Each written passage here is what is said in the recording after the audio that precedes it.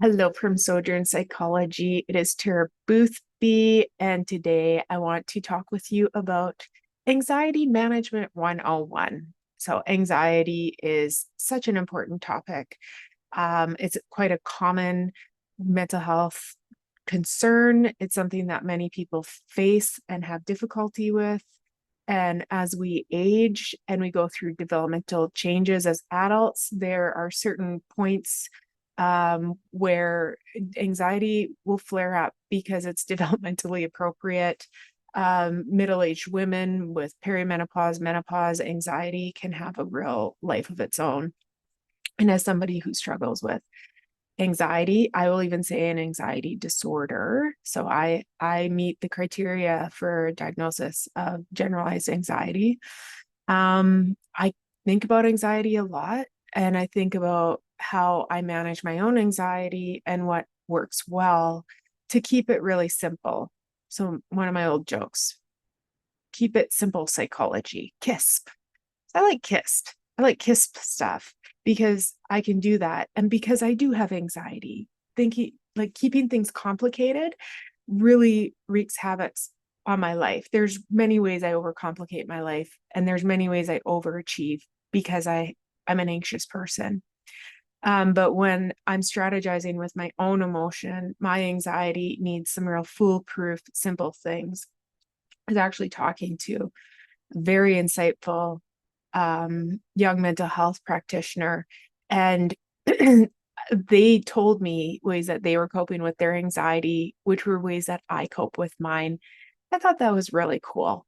I think that getting slow and thinking about our anxiety, our panic emotion, and just noticing how it feels and starting to consider what can I do to help me is a huge first step. So unfortunately, when we get anxious, we need to sit in the feeling to try and figure out what we're going to do with it. So that's one of the simple first things is it's like I need to be present with my anxiety so that I can start to unpack my anxiety. Now I kind of do this, hello, anxiety. I'll have a dialogue with it.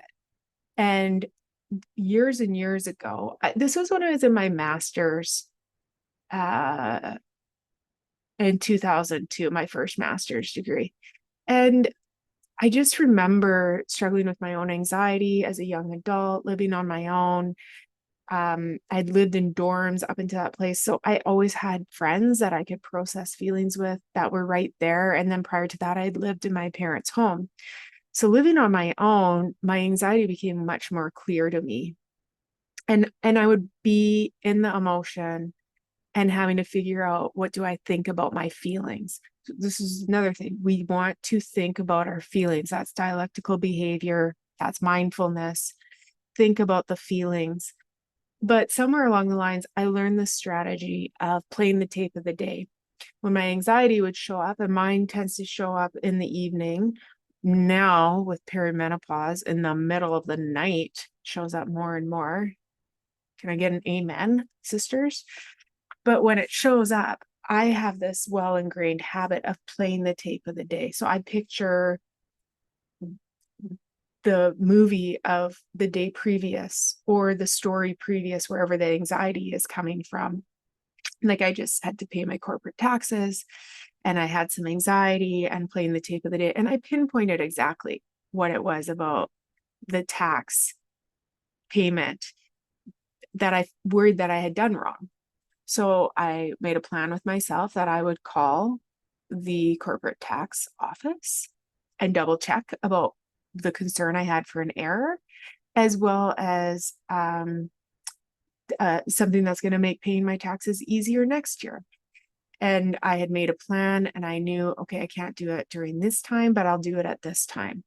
However, as soon as I had a window of time to call, I did.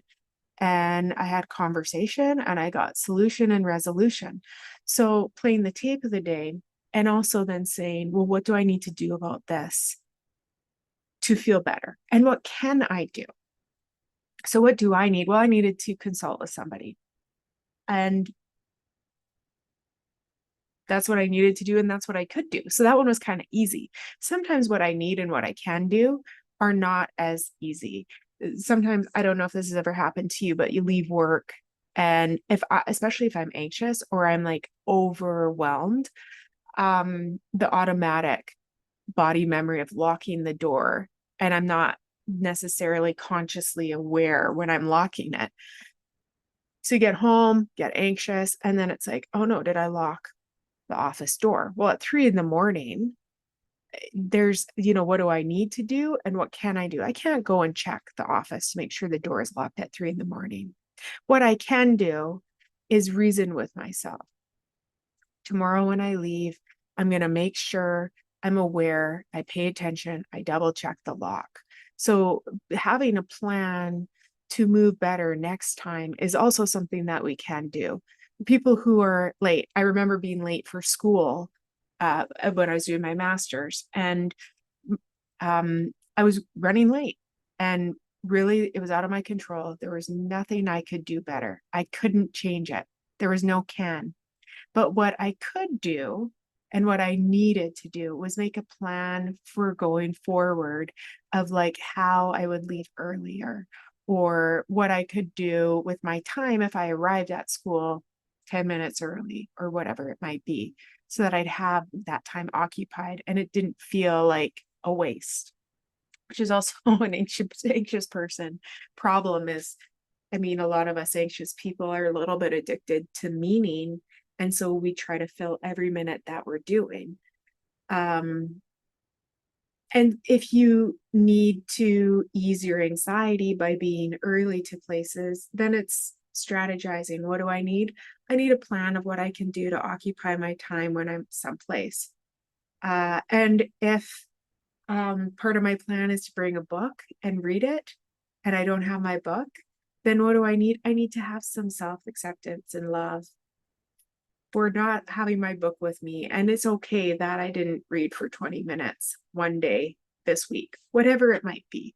It sounds so silly when I talk about some of the faulty thoughts of anxiety, and these are literal anxious thoughts that I can get stuck in.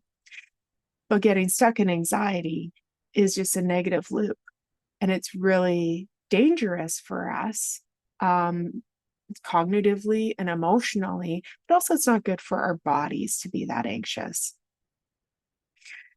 I think too, the other thing with anxiety is to pay attention to our perceptions of the world around us. Like, how do I think? What do I believe about me? And how do I think and what do I believe about others? View of self and view of others and view of God is all really important to our mental wellness. But anxiety runs parallel to the truth. So anxious thoughts can sound really great. A great anxious thought is everybody needs to like me. It's an anxious thought. It's not possible for everybody to like us. And it can really wreak havoc on our mind. But with anxiety as well, it's like to listen to what our brain is saying. And also remember that our brain is always listening to what our mouth is saying. So this caution of how we're speaking about ourselves, how we're speaking about others, if we have a habit of saying, I'm such a dummy, our brain is always listening. If anxiety attaches to that, dumb, dumb, stupid, stupid, then that's a perception that can really get us anxious. And if I'm 5 minutes late driving to work and my inner dialogue then is like, I'm a dummy, I'm a dummy, I'm a dummy, it's just like increasing the anxious hijack.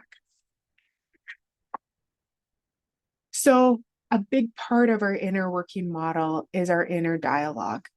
This is, to me, one of the simplest strategies towards managing anxiety is how am I thinking and feeling, and how am I talking to myself about my thoughts and feelings? And then how are we collaborating? How am I collaborating with my inner world to make better decisions for tomorrow? Have grace for yourself and have grace for others. If you're feeling anxious, I hope you let somebody know.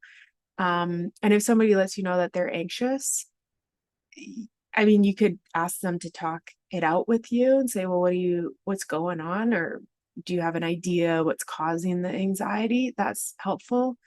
I think sometimes too, if somebody's just having anxiety, to care, or to just say, oh, that's gotta suck. That's too bad. There's no easy fix for somebody else to fix it for us other than like really actually being compassionate and listening through. If people listen to us in an anxious moment, then hopefully we can better listen to ourselves. Okay, anxiety 101.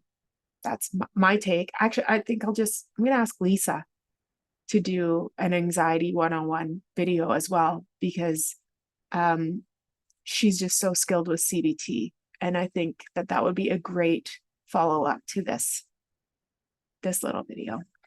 Peace and love. And I was thinking about when we started the vlog in 2020, and I did this series called the Cozy Sweater series because I shot like 3 or 4 videos in one day, full disclosure. And then last week's video and this week's video I shot in the same day. So I was sort of reminiscing the Cozy Sweater series. So this is just, pointing out the obvious. I'm wearing a sweater. It is a cozy sweater too. Peace and love. Take care.